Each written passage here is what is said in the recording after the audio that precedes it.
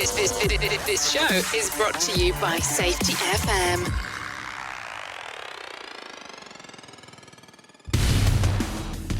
And from the border of liberty and prosperity and the highway to the north, this is Safety Wars for Monday, December 12th, 2022. Can't believe it's December already. 13 more shopping days till Christmas. 18 more days until 2023. I don't know about you folks, but I'm going to be glad to see 2022 head on out. It was a really rough year for everyone involved.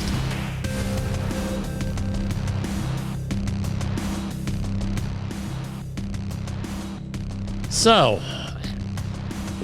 how's your end of the year activities? How are they going? Setting up some stuff here. For whatever reason, my software runs about 3 minutes behind.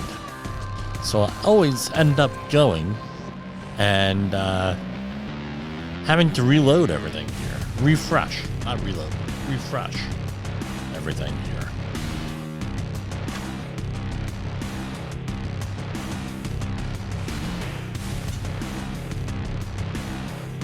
Sometimes I just like the song.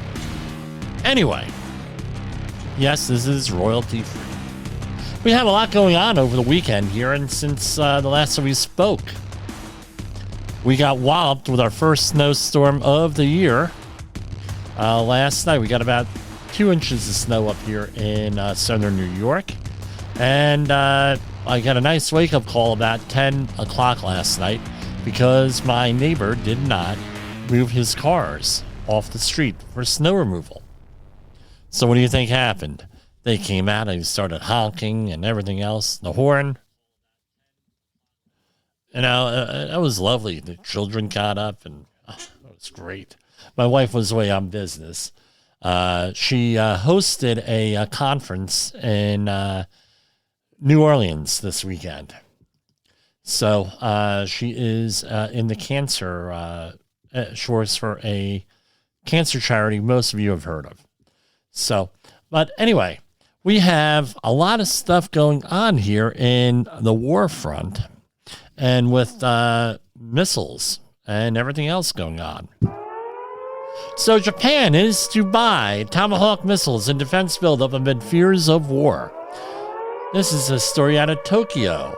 Alarmed by increasing security threats and the risk of a war in the Indo-Pacific region, Japan will seek to purchase hundreds of U.S.-built Tomahawk cruise missiles as part of a major defense buildup, unprecedented in the post-war period, Japanese and U.S. officials said. The missile buy would boost Japan's long-range strike capability and mark a stunning break with a long tradition of eschewing offensive weapons, and it would enhance Japan's conventional deterrent as China undertakes a sweeping military modernization and North Korea barrels ahead with its nuclear program. Another one.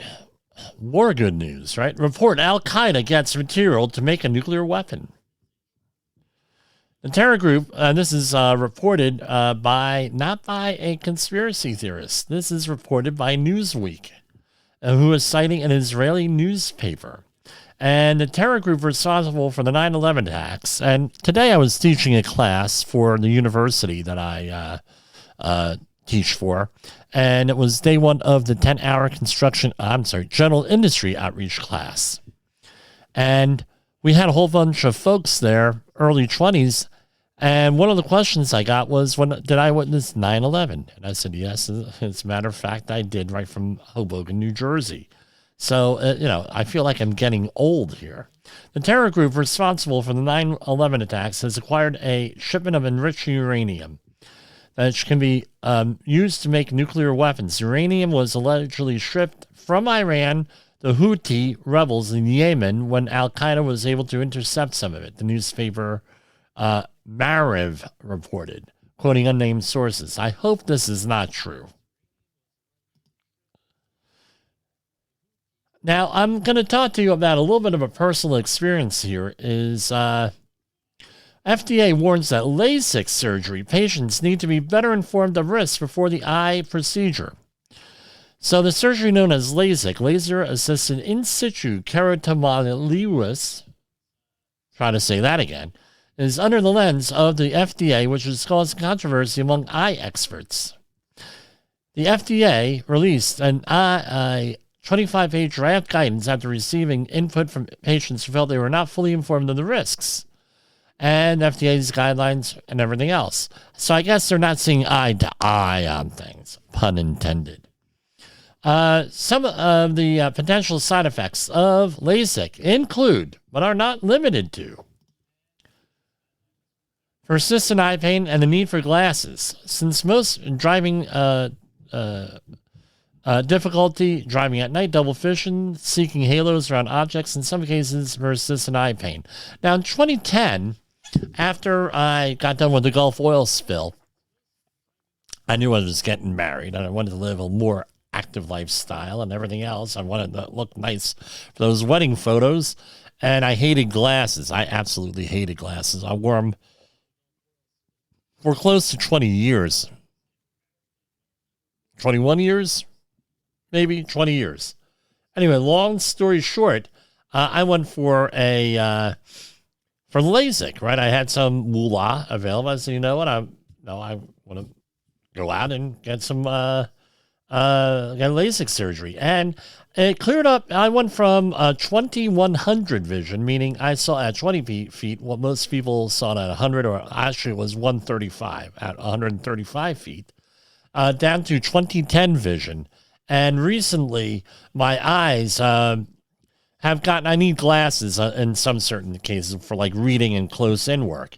But I had complications because I had dry eyes. And what they do is they had a corneal flap that they used to have. And the flap dried out and detached.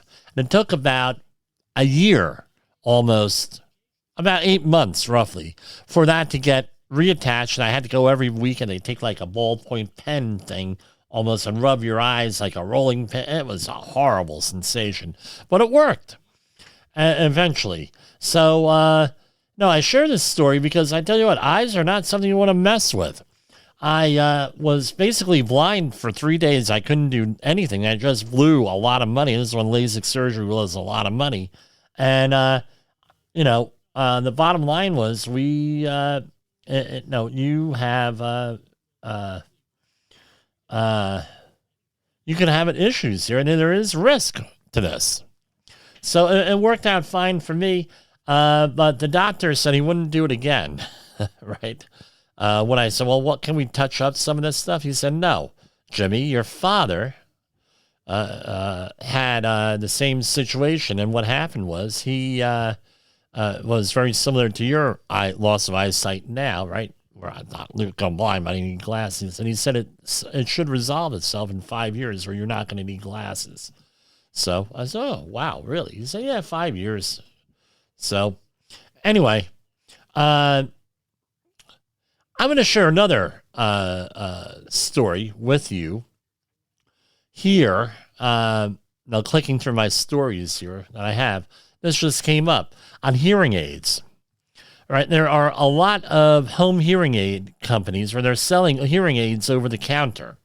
And I would caution anybody buying hearing aids or anything like that, you're interested in them, don't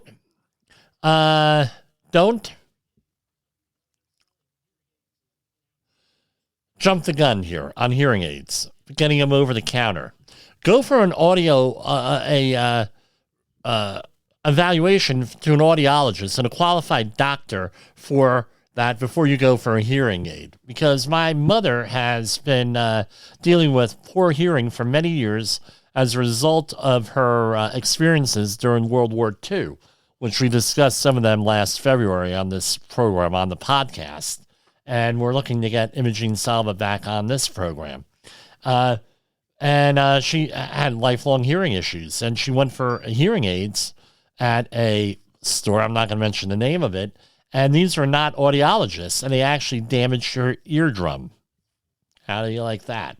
And there are other issues going on, and she went to an audiologist recently, and the audiologist solved most of her hearing issues in about 3 days. Right, but she's still deaf in one ear because of the damage done by one of these places, but we can't prove it. No, so go to a doctor. Milking the clock in football spelled the way that they, soccer, we would call soccer, and Congress. So what does this have to do with Congress? Only signed by the Rams last week. There was a football player. What was his name? Mayfield stunned the football world, leading Los Angeles to 2 touchdowns in the final 3 minutes of a 19 seconds to play in a game against the Las Vegas Raiders. I don't cover football. I know nothing about football. Mayfield fired the winning 23-yard touchdown pass to Van Jefferson with a scant 10 seconds on the clock. Raiders, blah, blah, blah, blah, blah. And it was good. What does this have to Congress? Right? Like Mayfield and the Rams, this is a trick on here. Lawmakers fight until the final gun as well, right? So this is what it comes down to. The government is funded until this Friday. If Congress doesn't act, the government shuts down. And we all know that that doesn't mean the government completely shuts down. That's a federal government. They still keep things open, and the state government still keeps things open. But things like OSHA, federal OSHA, except on an emergency basis, would shut down on this Friday night. So if you have any business to do with them, probably a good idea to get it done on Friday. But reason why I mentioned this story is that this came up last Friday on one of my projects.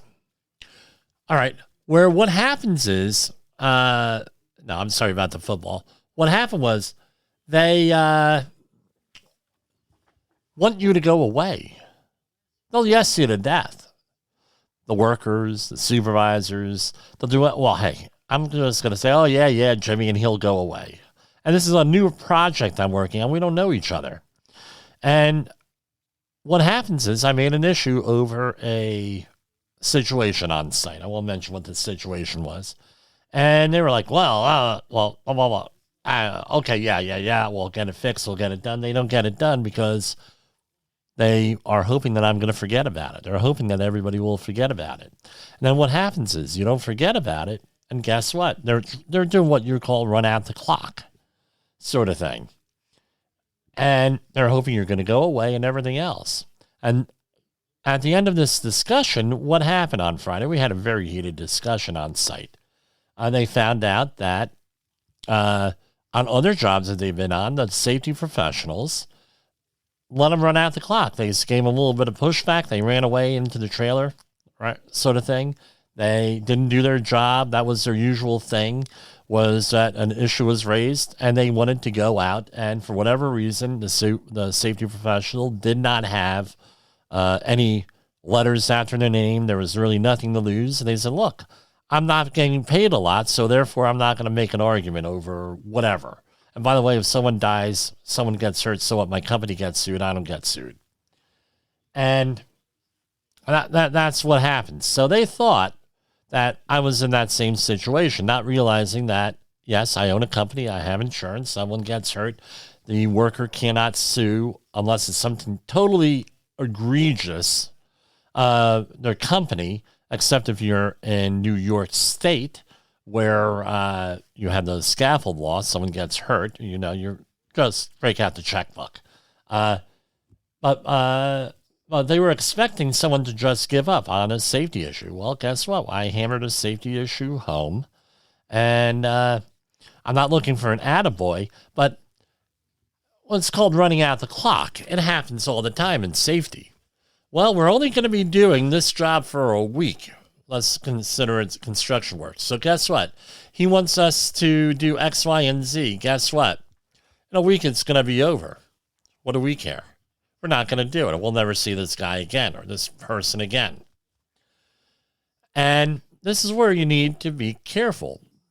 All right. So, for example, you're on a job and you're needing the workers need some type of medical evaluation before they go to their job. An asbestos, let's say it's an asbestos job. They may need, if they're new hires, they may need a physical. They may need this. They may need that.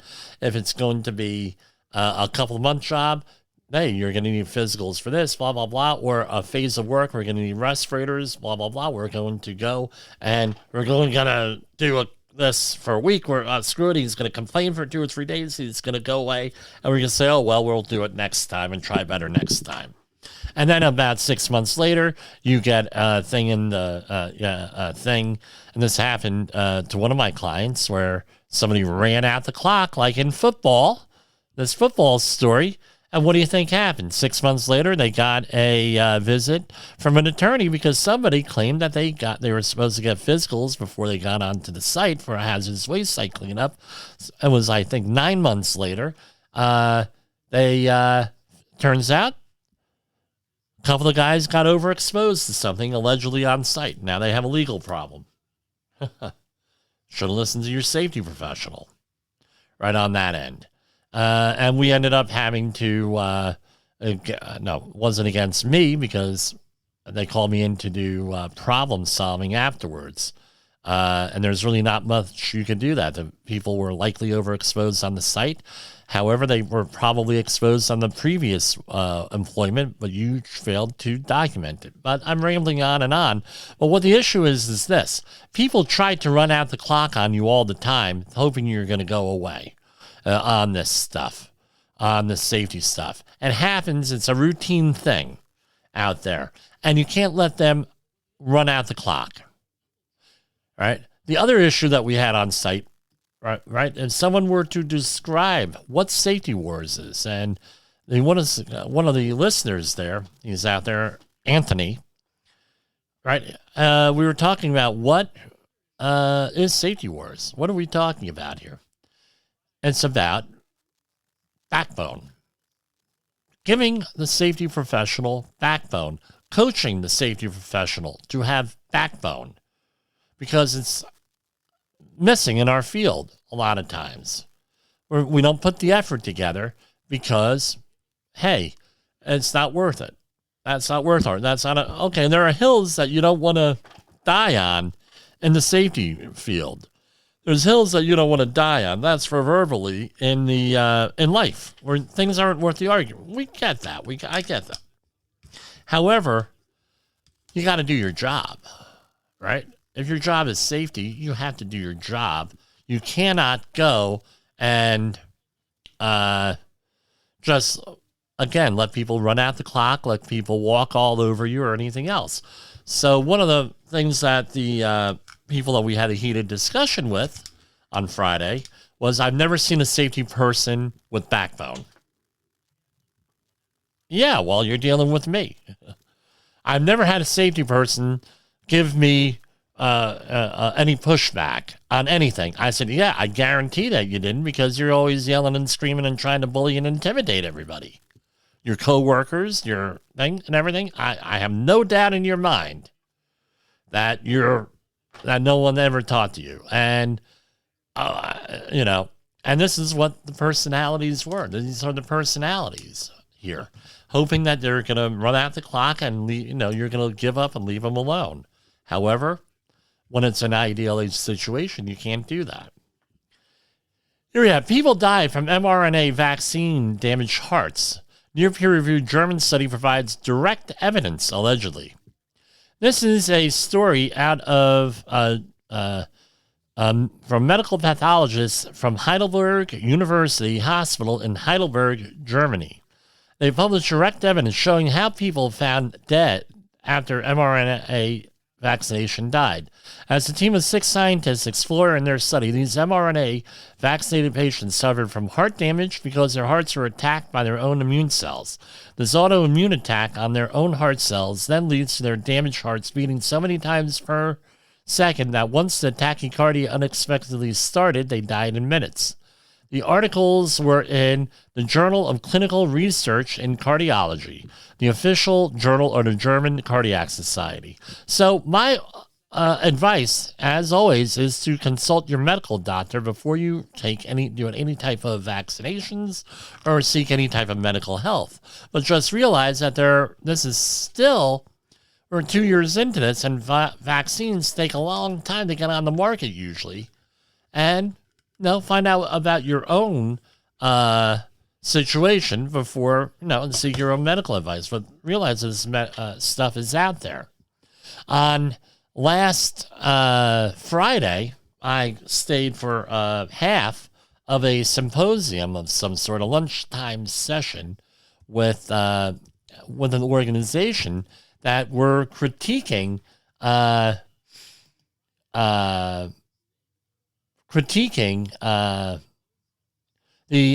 evaluating CDC in the wake of the COVID pandemic, and several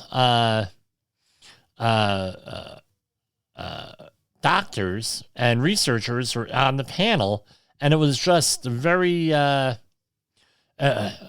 informative to go and research all this stuff in here for this. There were several people on the panel. It was Martin A. Macquarie, professor of surgery from Johns Hopkins University School of Medicine and professor of health and policy management from Johns Hopkins, Ari Schulman, editor from the New Atlantis, Ronald Bailey, science correspondent of Reason Magazine, and Jeffrey Singer, senior fellow with the Cato Institute. It was, and again, Cato is a nonpartisan policy research group, cato.org. They had a symposium on evaluating the CDC.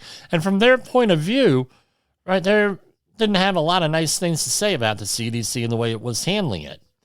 But it's nice to get a balanced point of view, trying to get, this group.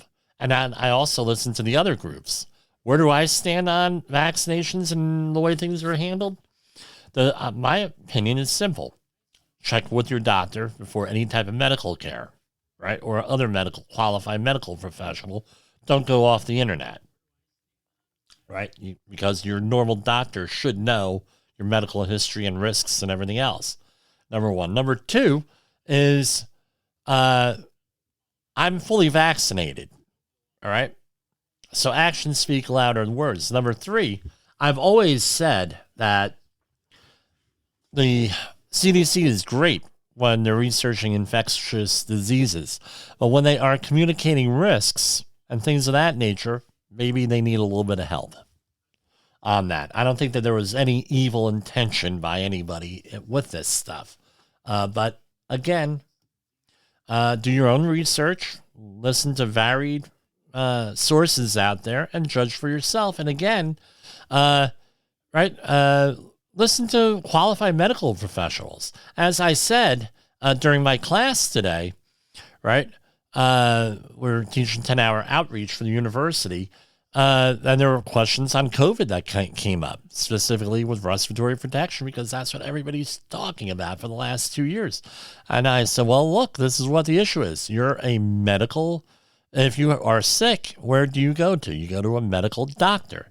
If you are looking for advice on respiratory protection and biological safety, why don't you go to the experts on that, which are on either side of this microphone, right? You are listening to Safety Wars. Tomorrow's Safety Today. And they're also on Safety FM. In the professional safety community, communication and planning are just a few keys to your program's success. The question many practitioners have is, where do I start? Dr. Jay Allen, the creator of the Safety FM platform and host of the Rated R Safety Show, has built a global foundation to help you along the way. Go to safetyfm.com and listen to some of the industry's best and most involved professionals, including Blaine Hoffman with the Safety Pro, Sam Goodman with the Hop Nerd, Sheldon Primus with the Safety Consultant, Jim Poesl with Safety Wars, Emily Elrod with Unapologetically Bold, and many others. As individuals, we can do great things, but as a team, we become amazing. Dial into safetyfm.com today and surround yourself with a powerful force of knowledge and support.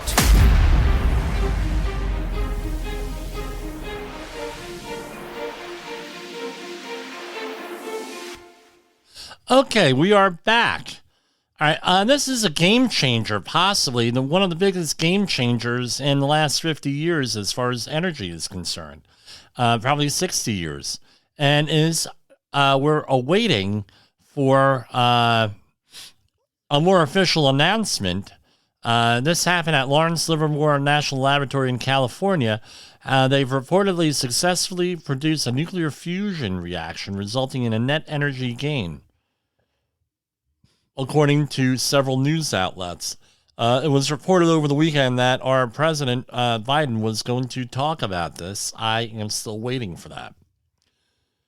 Gas station heroin is causing intense withdrawals and is legal in most states.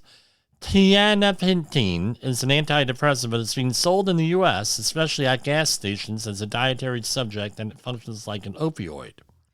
A drug called tianepentine, known colloquially as gas station heroin, has been banned by several states. It's being marketed as a dietary supplement. Some users are describing it as highly addictive.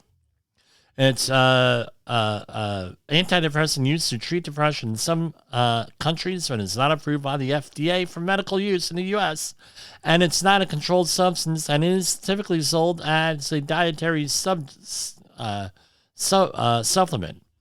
All right. Again, people, this is another thing we got to worry about. If you're a workplace safety professional, what do you do in this situation? They're taking legal drugs and they're coming into the workplace, right? Painkillers. I think, how do you manage this? I have a former employee who was on medical marijuana, right? He had the card and everything. So he was on medical marijuana, right? First he was on, and what happened? He had pain.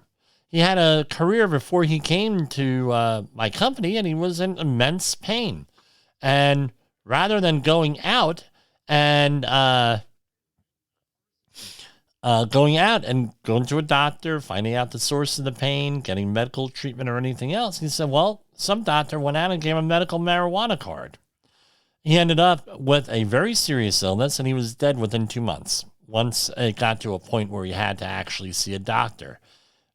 I was always in our thoughts here, and in his family's thought that maybe had he not been on street drugs, right, he would have gotten help and would have gotten this medical situation, which was relatively simply taken care of. Wouldn't have been in that situation. He'd still be with us. Now, you're going to say, well, Jim, what does this have to do with everything else? You're going down on these folks. No, I'm not down on these folks. We have a major problem in this country, that's the United States, with pain management. Massive problem here. In the workplace, you have folks who are, especially in the construction field, and this has been well documented by everybody. This is not new information. You have people in the construction industry that after 30 years in the industry, now their backs are starting to hurt. They may have injuries that weren't able to be resolved. They didn't report injuries. They had injuries, reported them, and now they have chronic pain. Now these folks get hooked on over-the-counter painkillers and all like this, like we just talked about, and they're also on prescription painkillers. They get stuff off the street or what have you, fentanyl, because they can't sleep because of the pain. And what happens? And we're ending up with over 100,000 people dead a year just on overdoses. And there is not one person that I know that doesn't know somebody or know of a family that has not been impacted by this. It's a nightmare, and there's going to be a day of reckoning here. I was going to cover this other story, but it's along the lines of somewhat of a conspiracy theory by some people. I don't know how math could be a conspiracy theory, but for some people, math is a conspiracy theory. All right? Cuba is having a huge issue because they have more people than ever leaving Cuba. We're having the similar situation with people leaving other countries, right? Central and South America with the border crisis, the immigration crisis. We're not going into politics here. This is not what this is about. Everybody's guilty here on all sides of the political spectrum. So this is not politics. I am not going into the swamp. We're not going into the swamp here, all right? What we're talking about here is numbers. When you have all of the productive people in your country, or a huge section of the productive population of a country leaving the country, you're going to have a demographic impact. Here you're going to have a demographic impact. Why? Because they're not buying things, they're not working, they're not producing, they're not doing. Why aren't they doing that? Because they're not there. Right? So we have a situation in our country that is primarily impacting the young, right? People on drugs are dying of overdoses. I forget what the number is. Maybe I'll look it up real quick. How many people OD a year? I don't have a producer here to look this up. Okay. Drug overdose statistics so far in 2022. And this is according to the National Center for Drug Abuse Statistics. We have had 1 million drug overdoses in the United States since 1999. Drug overdoses reported from March 2020 to March 2021 are 96,000, and that's an increase of 36% before then. And apparently we have more today, right? More this year than last year, according to the article I'm looking at. I've heard that from many different sources, so I'm going to go with it, all right? Rough numbers. And I'm sure that those are underreported, by the way, like a lot of these statistics tend to be. Now, what do you think the long-term impacts of that? You're losing millions of people, 1 million people in 20 years. You think that's going to impact our economy? Think that's going to impact our healthcare system? We're up to 1.1 million COVID deaths, right? Now, a lot of old people were killed. A lot of geriatric patients were killed by COVID. People with comorbidities. What's that going to do for the economics of the healthcare situation? What's that going to do of healthcare in the next years? You're not going to need as many people, right? You're not going to need as many people taken care of. That's going to have an impact. You're missing 1.1 million people, right? 1.1 million people, most of them older. Now, guess what? What are those geriatric nurses going to do? I'm not, right? They'll go somewhere else, Jim. Okay, great. They'll go somewhere else. No, and the economy has a tendency of balancing out and everything else, but this is a huge disruption in everything. In Cuba, they're having a problem because all these folks are leaving, right? We're having a problem because we're missing all of these folks. I was having a conversation today with someone on demography and demographics, specifically numbers, right? Census numbers, right? We're not talking race or anything like that. That's not what I'm about. I'm about absolute numbers here with that, even though a lot of people hear demography, they think, all different types of things. No, but we're talking numbers here and statistics. Things are not there. People are not there to do whatever. Just think, baby boomers to Gen Xers. During the baby boom generation in large cities like New York City, they had to build more schools. Then Gen Xers came around.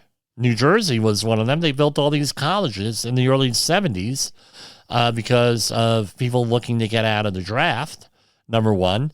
And number two was that the baby boomers are all going to college. Then what happened with Gen X? They didn't need the schools anymore. Right now, all of a sudden, they had all different types of continuing ed programs. They had to have non-traditional students, which I was one of them, come back to school and everything else so they could survive. They had to change their business model. They had to pivot, all because of demographics. Harley Davidson motorcycles almost went under because the baby boomers are not buying motorcycles anymore. They had aged out of that purchase. So they had to pivot, and they went through a whole bunch of stuff from the mid-'80s to the late 90s, all right, and everything else. It's a very interesting discussion. Biden's EPA prepares to crack down on home appliances. The EPA proposed new rules on Friday that would restrict the use of refrigerators, air conditionings, and other things to make them more energy efficient. It's probably going to raise the prices of things. Today, from the EPA releases annual automotive trends report. Today, the U.S. EPA released its annual automotive trends report, which shows that model year 2021 vehicle fuel economy remained at a record high, while emissions levels reached a record low. I guess that's good news, right? Air pollution is bad.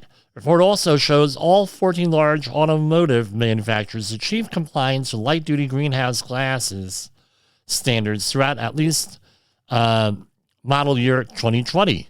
Today's report, this is from Michael Regan, the EPA administrator. Today's report demonstrates the significant progress we made to ensure clean air for all U.S. automakers. Hold on, this doesn't make sense.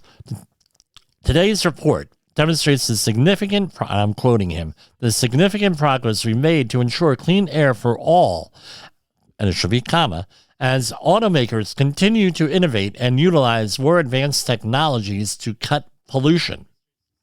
Working together across the public and private sector, we can deliver on EPA's mission to protect public health, especially our most vulnerable populations, and advance President Biden's ambitious agenda to combat the climate crisis. Humans versus robots. The battle reaches a turning point. This is from the Washington Post. All right. Warehouse robots at companies like Amazon and FedEx are finally able to pick up and sort things with human-like finesse. So my question is this. Will we start eliminating the warehouse picker eventually, or selector?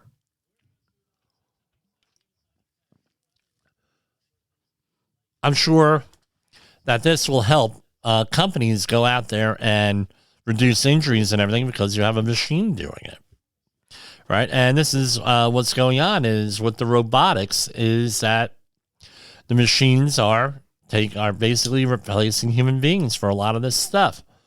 Right now, there's a aircraft manufacturer a couple years ago that is using a humanoid robot to go and do hazardous paint spraying, right? With that, now they don't have to worry about ventilation, except as far as hazardous atmospheres are concerned, or anything like that, because things are being handled by a machine. This is a study put out by who did this? A consulting company, Accenture forecasts that 12% of American households will be off the grid by 2035. So you're a prepper. This is good. You're on the cutting edge out there. We talked about being especially with the problems that they had down in Moore County, North Carolina last week with their power system being disrupted. NBC also came out with another report last week specifically stating that there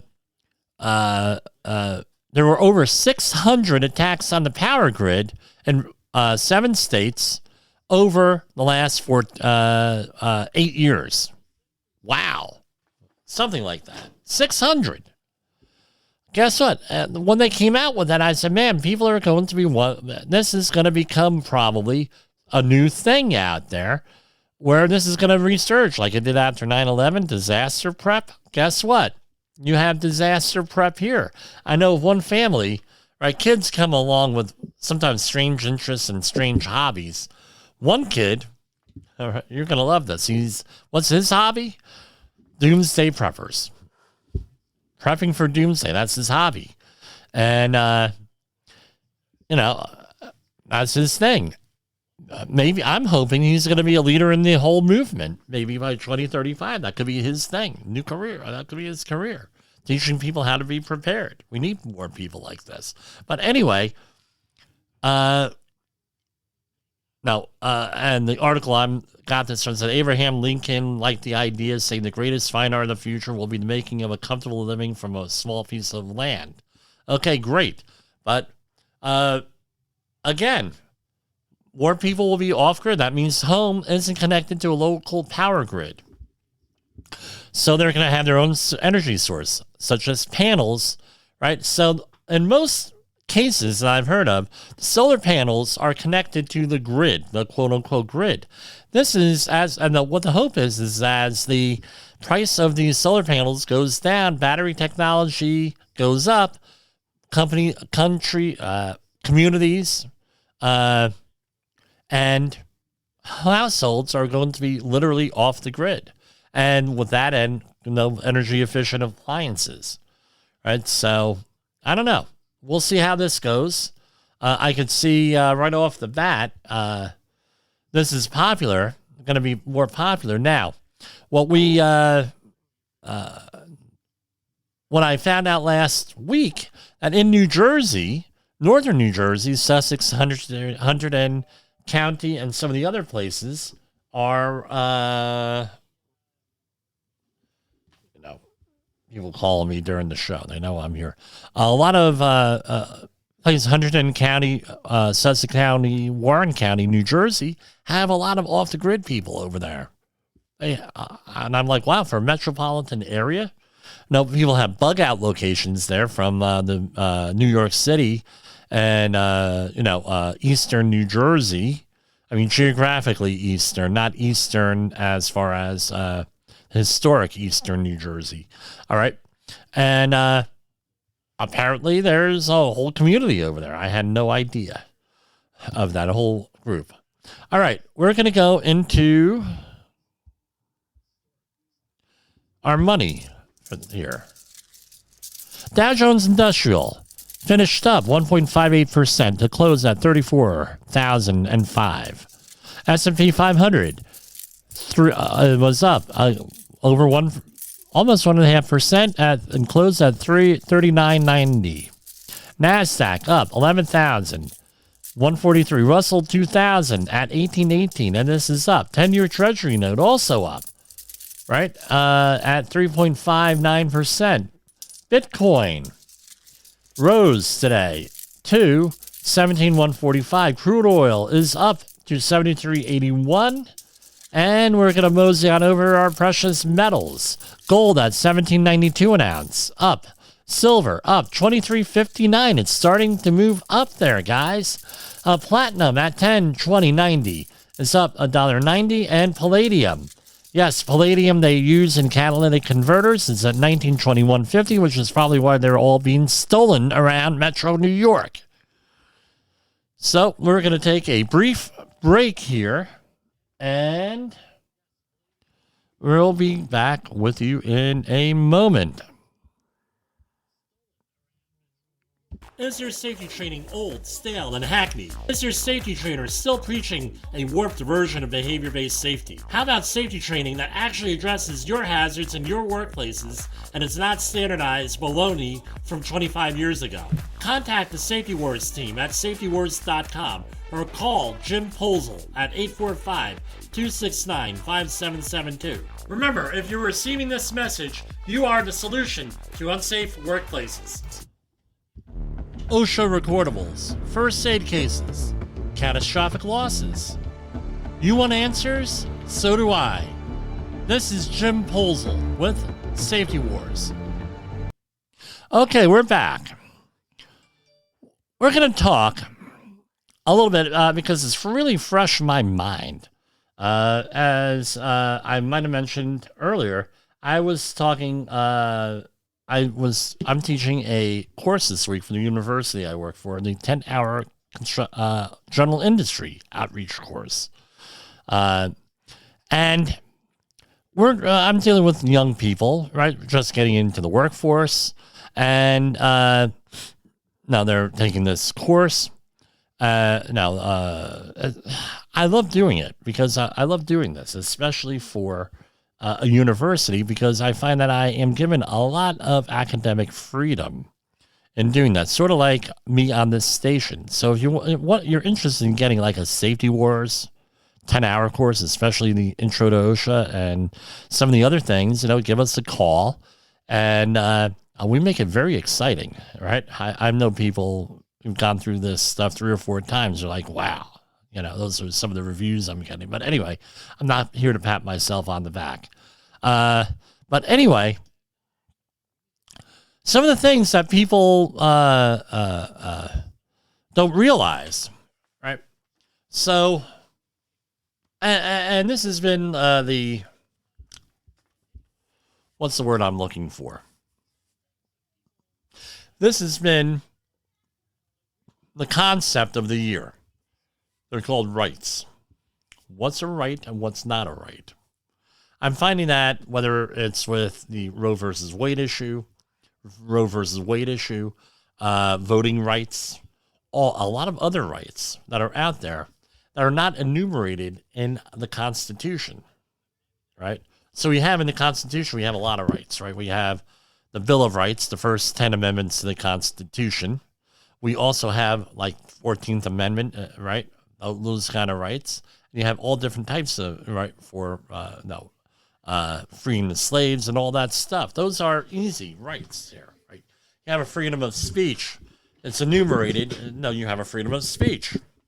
You have a right to a Second Amendment, right, to the right to own a gun, right, according to the Supreme Court. You have that enshrined in the Second Amendment. Congress could also talk about rights, right? What do we have?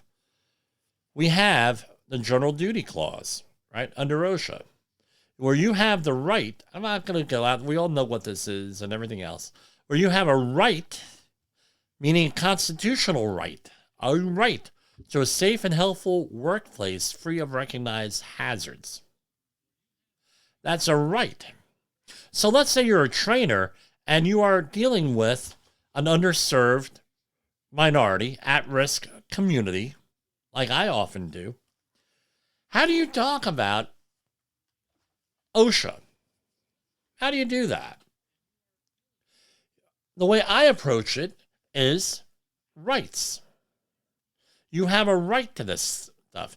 You have a right to a safe and healthful workplace. You have a right to go home safe, right? And what does OSHA do? OSHA was created, right, in 1970 to give you these rights, to help guarantee your rights. And there's all different, everything else that goes into this, right? So what I often hear from other trainers is, Jimmy, it's a BITCH to do the first hour of an outreach course. It used to be 2 hours. They say, how do I do this for an hour, and back in the day, 2 hours long? So this is one of the ways that you could do it. You find out what kind of community you're dealing with. Because I tell you what, that hits home. You have a right to vote. You have a right to be secure in your person. You have a right against unusual punishment. You have a right to a speedy trial. You have a right to a safe and healthful workplace. Makes it real simple. You have a right to know about the hazards of your workplace. You have a right to report an injury to your employer and be taken care of. You have the right to complain or request a hazard correction from the employer. You have a right to training. You have a right to hazard exposure. You have a right to file a complaint with OSHA. You have a right to participate in an OSHA inspection. And you have a right to be free of retaliation for exercising safety and health rights. Guess what? It's very empowering. It's all on how you present it. I try to present it with enthusiasm and empowering the worker. I also talk about, right, the history of OSHA. That's, all of this stuff is in there. And this is how I approach all this. I'm trying to empower that work, trying to get into their head, inspire them, and everything else. Not to go after their employer. That's not what we're about. right? We're about working safe. Now, I can do that in a university. I can do that here on Safety Wars live. I can do that on a podcast, right? Safety Wars. I cannot do that for a private client necessarily. So that is a different approach, right? You have to explain how it's beneficial to the worker, but it's also beneficial to the employer, right? On that. And both are true. How is it beneficial to the employer with this, right? This training and everything else, OSHA. One, very few workplace owners want to have their employees go home hurt. Especially when you're a small business, that's a family. I look at it this way. I employ families. I don't employ people. Someone who comes on to my thing, a member of my family, and we have boundaries and everything else, like Jay Allen always talks about having boundaries. Yeah, you have boundaries and everything else. Do you want someone to go home? You have pictures of their children on their workplace, on their desk, on their workbench, their workstation, pictures of their family. Do you want to send them worker home hurt? No, you don't want that. Now, are there effed up companies out there that want that? Yeah, believe me, and I seem to be a magnet for them. I run into them all the time. That's where the benefit is for the employer. The benefit is, right, and let's say that they don't like that touchy-feely stuff. We have a website out there called Safety Pays on the OSHA.gov website. And it shows you an average, and there's some argument and deliberation and everything, you know. Well, those aren't the real numbers, and well, we know of a situation where it costs us nothing for an injury. Yeah, okay, you have that sort of stuff. Yeah, we get it. But you're saving the company money. That's more moolah in the bank. So, for example, let's say your profit margin on a average job is $5,000. You have an injury that costs you $30,000. That means you're going to have 6 of those projects, or whatever it is, to make up for that $30,000 loss at a profit margin of $5,000. By the way, that whole numbers and everything rate of return is all on any standardized safety exam out there, like ASV, CSV. That's all in the body of knowledge, right, for those exams. Some people get that question, some people don't. And I don't think I'm breaking any confidentiality agreements because they tell you, like, questions like that are on there. Saving the employer, economics, right? Saving the employer money. What's the other thing? If you are a worker and you are hurt, we've all heard of absenteeism, right, where workers don't show up to work. But there also is something called presenteeism, where workers show up to work and they don't do their job. What's my point on all of this stuff? My point is that it's not beneficial for anybody on any side of the equation here to get hurt, to have an employee get hurt. Morally, on your conscience, financially, bottom line stuff, it's not worth it. And that's what you have to try to do, and you have to hammer home when you're doing an outreach training class. It's not worth it to get hurt. And then you cover all the rest of the topics. But that's, and they have, all different types of stuff that you have to cover, and you go and you do that. But if you mention this type of stuff, and you approach it from this as empowering the worker, then you're much better off at doing that. The other thing is, and again, like only I seem to want to do, not too many other people, is since I'm dealing with young workers, and I sprinkle throughout the class what employers do, some unethical employers do, how they end my stories on what to look out for. And if you're going for a job interview with an employer, what I do is, or a new client or what have you, you go over to the OSHA.gov webpage and you go over and you show everybody how to use OSHA.gov webpage and you have an establishment search. You look up that employer that you're interested in and guess what, see if they have any safety issues. Did they have any flags from OSHA? Well, guess what? You go, they issue, and I usually ask, okay, name a couple, I give them a break. Okay, we're going to go through and name a couple of companies out there that you may have heard of or what have you. Then they always mention a local company. And the class knows, right? The class knows, and this knows the bad companies in the area, right? The word on the street sort of stuff. And you look them up and lo and behold, there's more often than not safety issues. They were investigated for OSHA. They got a citation for this. They got this. There was an investigation, what have you. And remember, and I tell everyone, right? Everyone's innocent until proven guilty and all that stuff. All right. But this is the kind of stuff. Try to empower people, make them feel good. This first hour of the class, right? And this first hour can be done at the end of the class too. It doesn't say it has to be done at the beginning, just that it's covered and included. This whole thing doesn't need to be boring. Doesn't need to be hackneyed, boring. Doesn't need to be anything. Put people to sleep. Right? And that's how I interact with it. And we do all of the stuff that you're supposed to. Hey, this is how you file an OSHA complaint. This is what they're looking at. This is a scenario. This is all this stuff going in there. All right? But that's what I do. That's my approach. And send me some of your ideas, the way that you do it.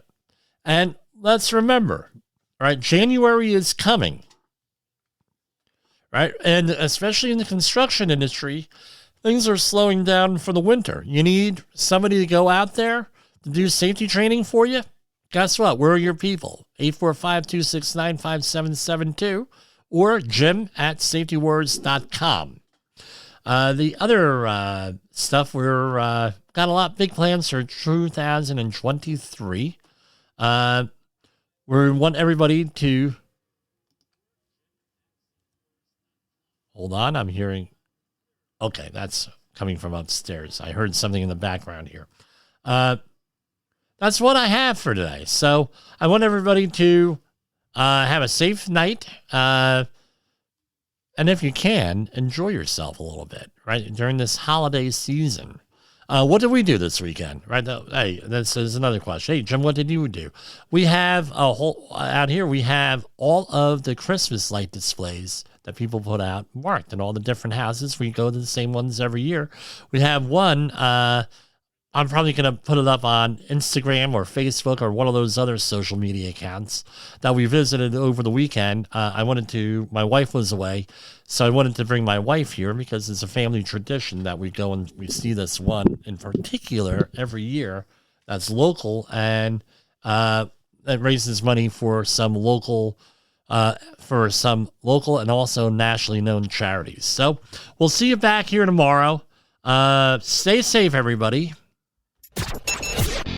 The views and opinions expressed on this podcast are those of the host and its guest and do not necessarily reflect the official policy or position of the company. Examples of analysis discussed within this podcast are only examples. They should not be utilized in the real world as the only solution available, as they are based only on very limited and dated open source information. Assumptions made within this analysis are not reflective of the position of the company. No part of this podcast may be reproduced, stored in a retrieval system, or transmitted in any form or by any means, mechanical, electronic, recording, or otherwise, without prior written permission of the creator of the podcast, Jay Allen.